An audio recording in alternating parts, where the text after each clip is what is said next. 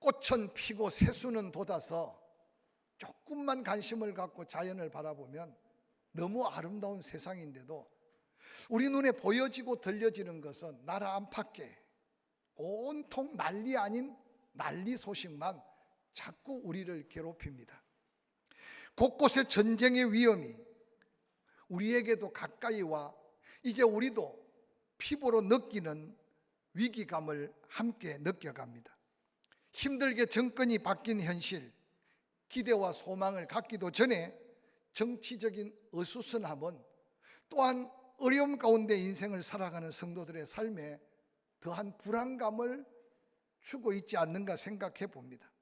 코로나나 먼 나라의 전쟁 후유증으로 생각보다 물가는 치솟고 모든 것이 불안전한 시대 속에 오늘날 오늘날 현대인들에게 가장 필요한 것이 무엇일까? 한번 생각하면서 말씀 앞에 섰으면 좋겠습니다. 인도가 어려울 때 그 백성들의 갈 길을 비추듯이 많은 백성에게 존경받았던 인도의 성현이자 세계 평화 운동의 정신적 대부이기도 한 마하트마 간디가 종종 떠오르게 됩니다. 그는 진정한 평화를 누리기 위해서 당시에 7가지 죄악이 없어져야 한다면서 그 7가지 죄악을 구체적으로 나열하여 7거지악이라고 설명하면서 백성들을 향해 도전했습니다.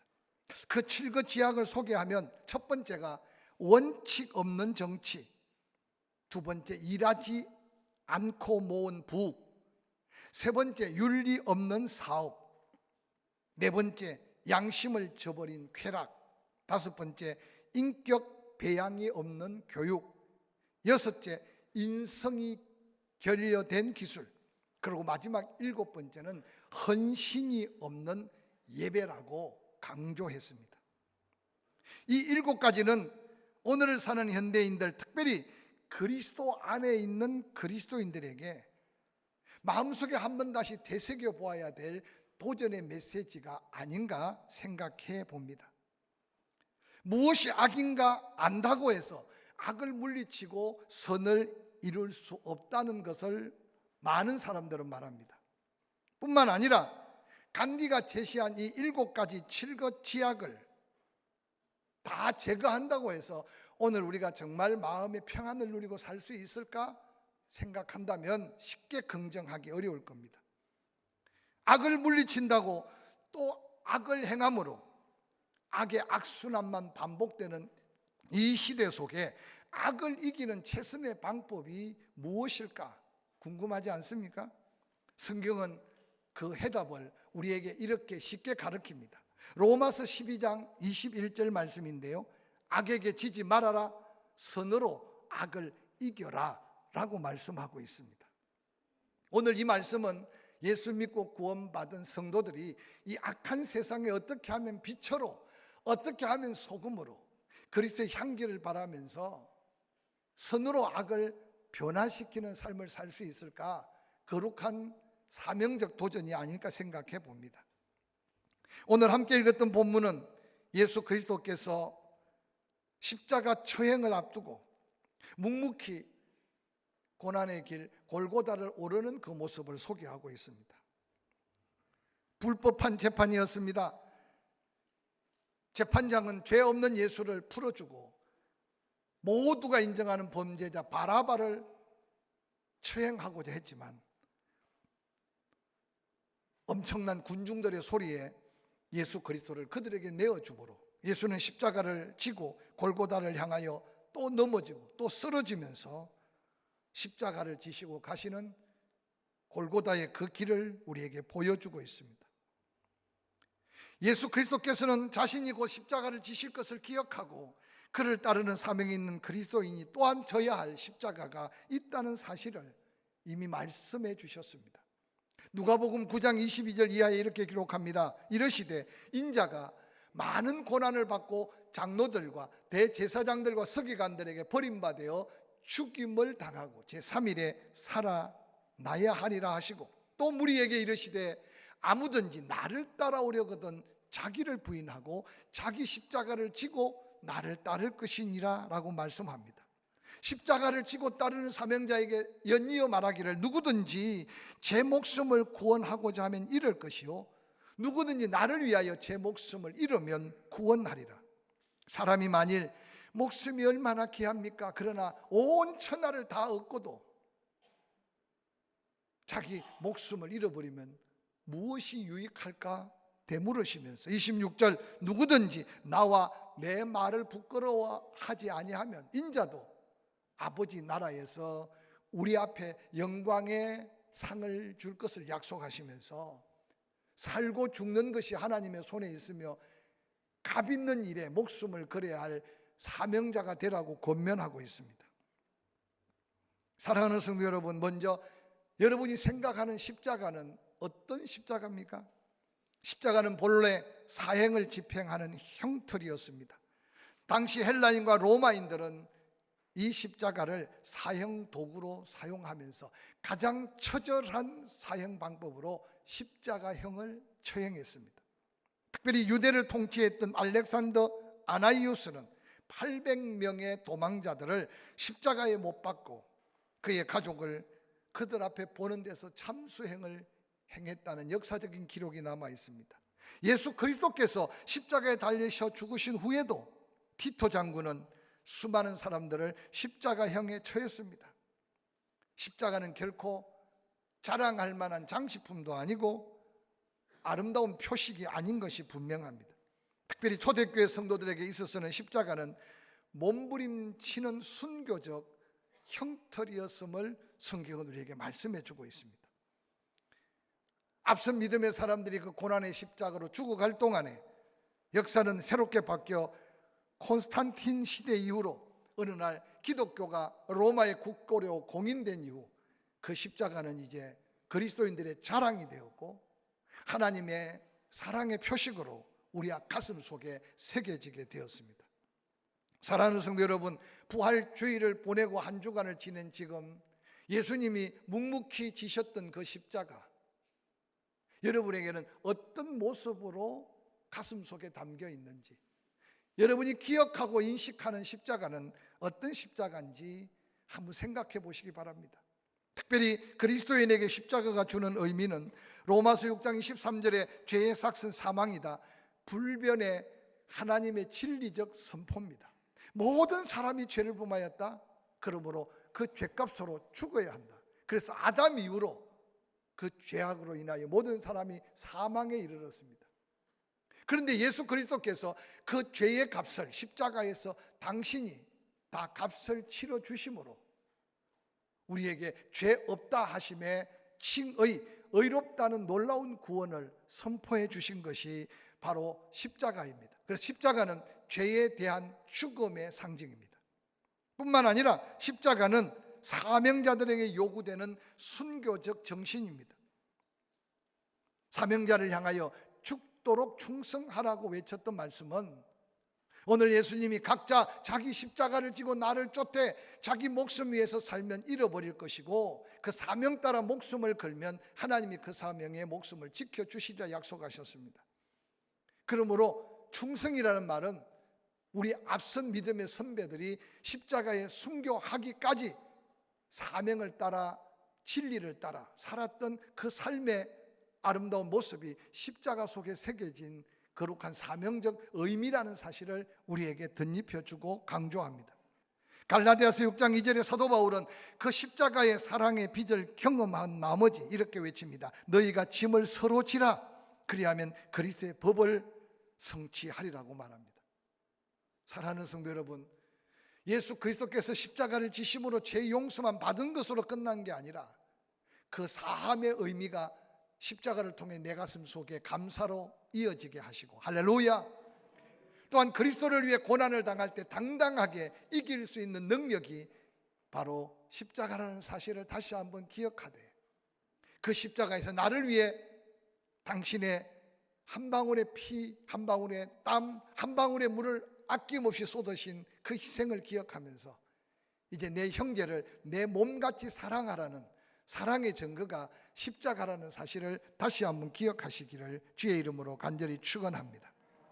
예수 그리스도께서는 묵묵히 그 십자가를 지시고 재판장에서부터 골고다 언덕까지 그 길을 고난의 길이다, 십자가의 길이다. 그래서 그 고난의 길, 십자가의 길을 라틴어로 비아 돌로로사라고 부르고 있습니다.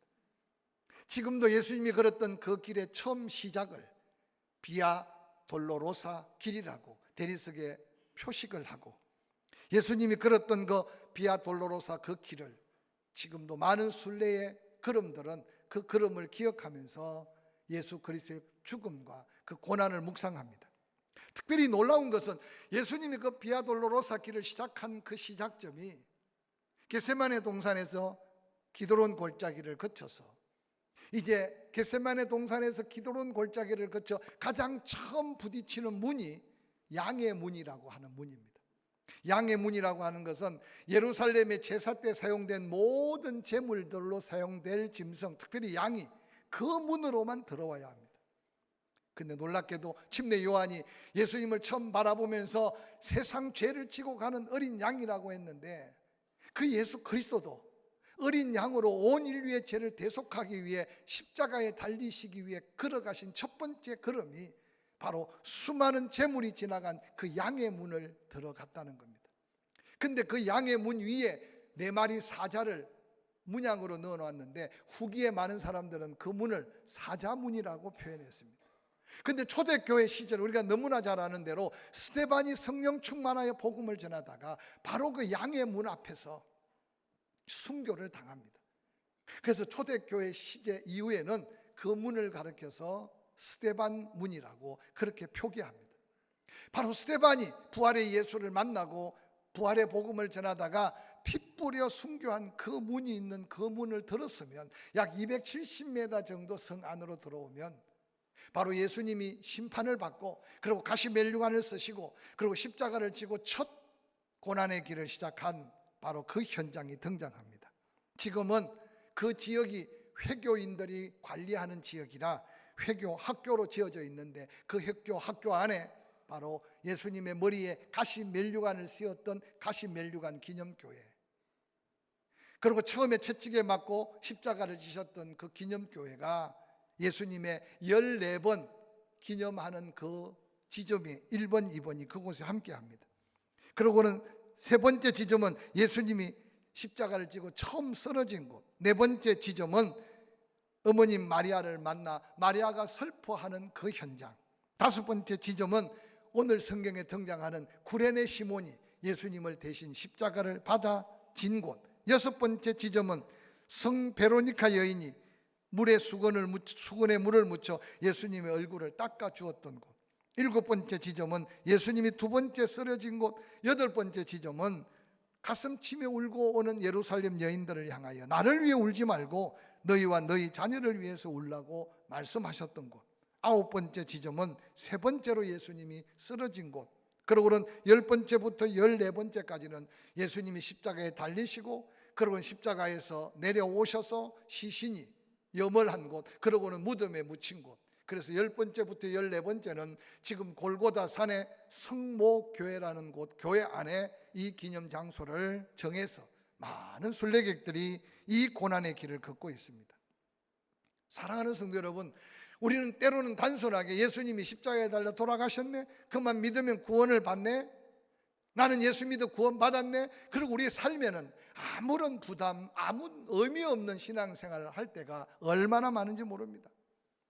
사도 바울은 이 놀라운 예수 그리스도의 고난의 걸음을 다 경험하고 부활하신 예수를 만나고 난 다음 이런 고백을 남겼습니다. 로마서 3장 23절, 모든 사람이 죄를 범하였음에 하나님의 영광에 이르지 못하더니 그리스도 예수 안에 있는 속량으로 말미암아 하나님의 은혜로 값없이 의롭다 하심을 얻은 자가 되었다. 그러므로 사람이 의롭다함을 얻은 것은 율법의 행위로 있지 않고 믿음으로 되는 줄 우리가 인정하노라.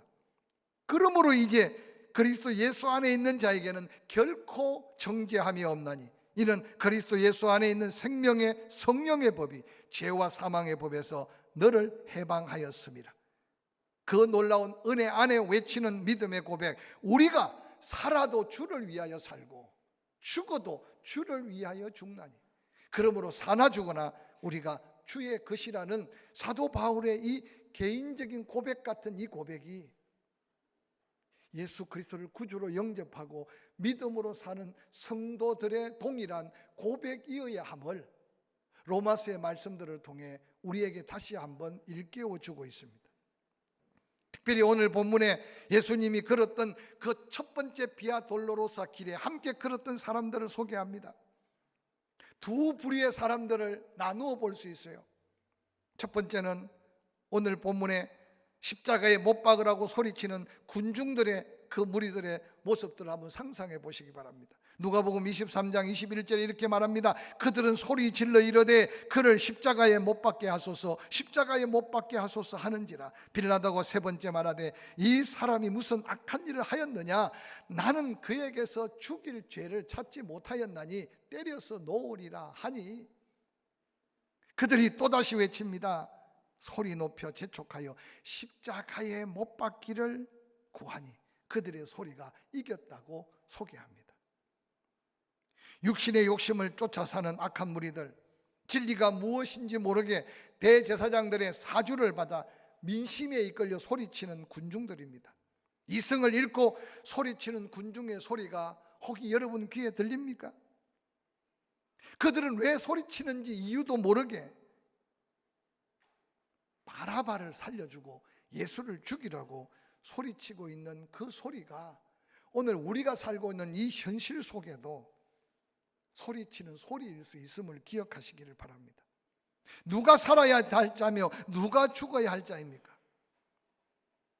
혹이라도 그 소리치는 군중들 모습 속에 오늘 이 시간 예배하는 저와 여러분의 모습은 아마 없을 것으로 제가 확신합니다.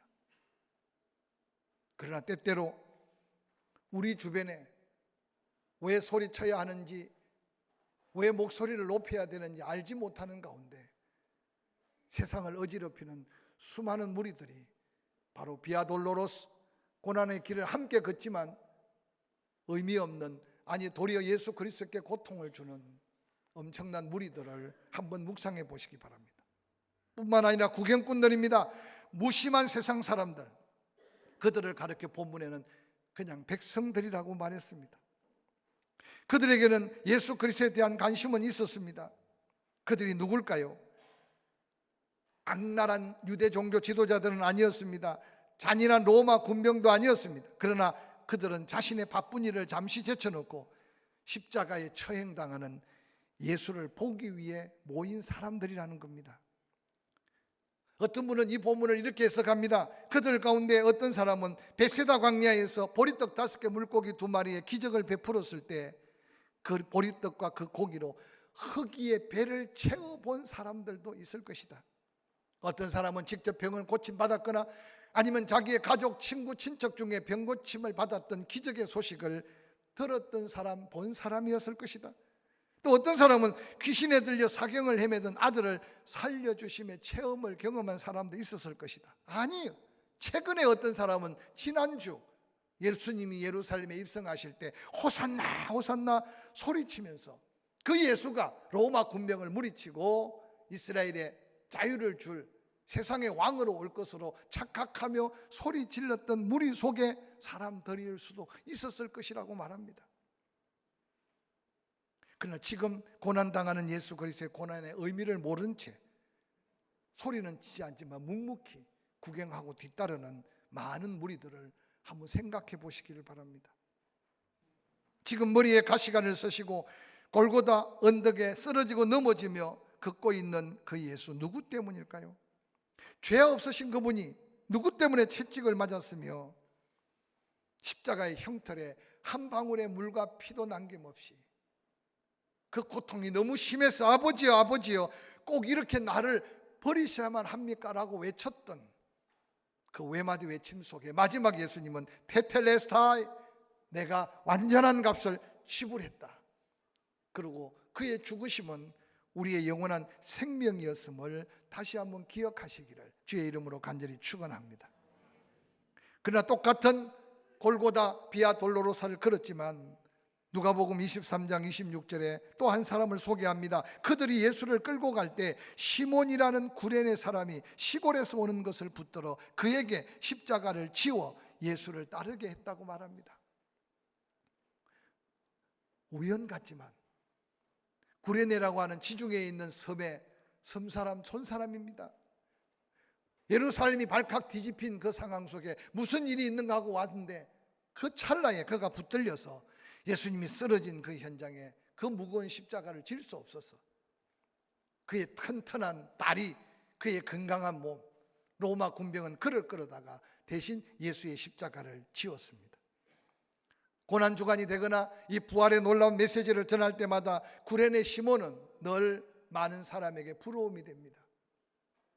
역사가들은요, 알렉산드리아 학파를 이루면서 아프리카에 복음이 전해진 것은 바로 그 첫 십자가를 졌던 억지로 진 십자가지만 구레네 시몬은 그의 자손 대대로 하나님의 놀라운 영광을 이어받았던 위대한 축복자였음을 역사는 소개하고 있습니다.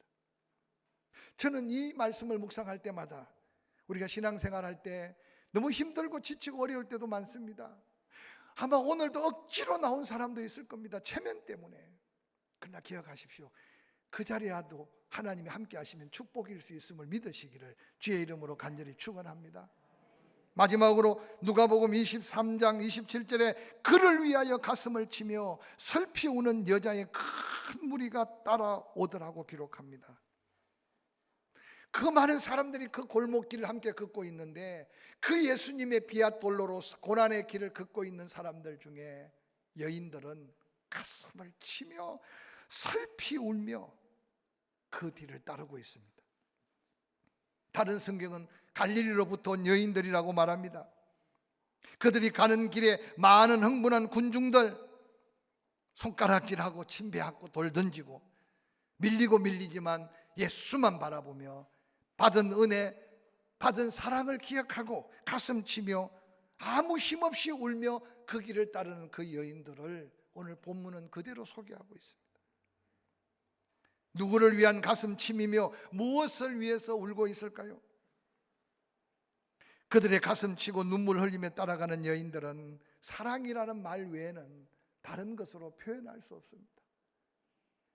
그들 가운데는 7 귀신 들렸다가 인생의 운명을 바꾼 여인도 있습니다. 죽어가는 아들을 살려준 기적을 경험한 여인도 있을 겁니다. 사랑하는 성도 여러분, 자식을 살리고 자기 병을 고치고 거기에다 영원한 생명을 주신 그 사랑에 감동되어서 끝까지 예수 가까이 울며 십자가를 따랐던 그 걸음이 오늘 우리에게 향한 거룩한 도전은 무엇일까 한번 생각해 보시길 바랍니다. 그 절박한 상황 가운데서도 끝까지 포기하지 않고 따르는 그들의 걸음, 바로 그들이 받은 사랑, 바로 십자가의 그 사랑 때문이 아니었겠습니까? 예수 그리스도의 십자가의 길은 오늘도 교회 안에 그 십자가의 흔적을 남겨가며 내가 곧 길이요 진리요 생명이니 나로 말미암지 않고는 아버지께로 올 자가 없다고 하신 그 예수께서 내가 십자가를 진 것을 보느냐, 이제 나를 따르려거든 자기를 부인하고 각자 주어진 사명의 그 십자가를 묵묵히 지고 나를 따라야 할 것이라고 말씀하셨습니다. 이전 같지 않게 너무 힘든 세월을 살아갑니다. 그러나 다시 한번 어깨 처지지 마시고 힘을 내되 부활의 영광을 꿈꾸어 가면서 지금까지 지내온 것도 은혜라면 다시 한번 아직도 힘있고 아직도 걸어가야 할 인생 노정이 남아있다면 반듯한 그 목표를 천국의 소망을 두고 남은 생에 가장 가치 있는 일에 묵묵히 그 십자가를 지고 비아돌로로서 주님 뒤를 따르는 멋진 그리스도인들이 될 수 있기를 주의 이름으로 간절히 축원합니다. 축원합니다.